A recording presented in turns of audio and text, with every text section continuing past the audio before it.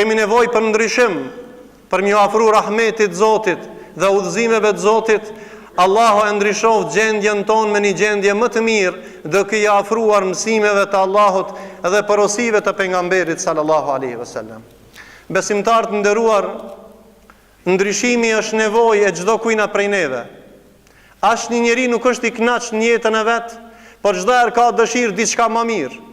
Dhe suksesi dhe rezultati është në dorën e Zotit.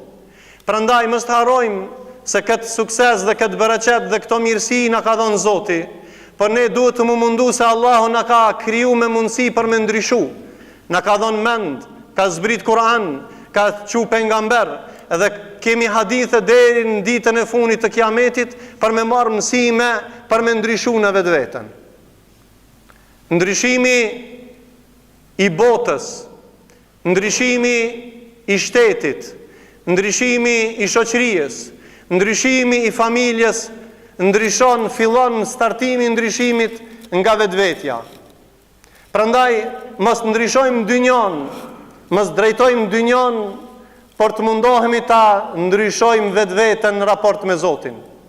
Nevoja më e madhe sot për me ndryshu gjendjen tonë me një gjendje më të mirë është me ju afru Zotit siç na ka porosit, me dituri dhe me adhurim ndaj madhnisë Allahut. E pastaj me vepra të mira siç ka bërë pejgamberi alayhis salam, vepra të mira që me veprat e të mirave të pejgamberit ne ushqehemi sot dhe mësohemi dhe kemi shumë stabilitet duke i marrë mësimet e tyre. E turbulenca në shoqërinë tonë është neglizhenca e mos ndryshimit në jetën tonë. Kemi qef vetëm në aspektin e materjes me ndryshu. Nuk do ta zgjas. Ndryshimi është dëshira e njeriut duke lutur Zotin, duke qenë sinqert dhe të bindur, edhe duke e dhënë maksimumin e sakrificës për ndryshim. I thonë Allahit, o Allah, udhëzom dhe jepëm bereqet dhe komoditet dhe të mira dhe gjitha të mirat e kësaj dynjaje dhe ahiretit. Nësimi jahudimi thonë o Zot, vetëm të mirat e dynjas, ose krishtert, vetëm të mirat e ahiretit. Në krejt e kënojnë një namaz, Rabbena atina fit dynja hasana, o Allah na jep të mirat e kësaj dynjaje dhe na jep të mirat e ahiretit dhe na mbroj nga zjarmi i xhehenemit.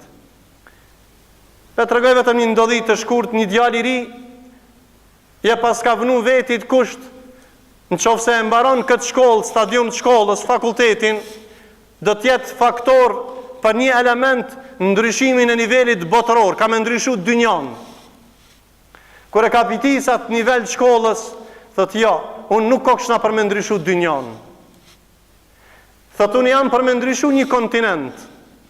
Mas je mbaron një fazë shkollës më të lartë, thotë unë tash me këtë nivel të kësaj shkollë ka më konë faktor mu përmen në këtë kontinent dhe ka me bën ndryshim të madhë. Mas asajna kër e bitisa dhe një shkollë më të lartë, thotë unë ka më bën faktor s'po mu isha dynjan me ndru, e as kontinentin ama për shtetin tem ka më bën tamam. Kër e bitisi edhe këtë nivel të shkollës të lartë hala ma shumë, tha unë edhe këta s'po mu isha me bo. Atëherë edhe një shkallë më të lartë shkollës, tha do t'jem faktor për ndryshimin e qytetit tem ku jetoj, e fshatit tem, e duke bitis mas mëram t'i tha, unë se në rrita kërkan, ama do të mundona vetëm vetveten të ndryshoj, t'i afrohem ati që kam ka kriju, për që kam ka kriju.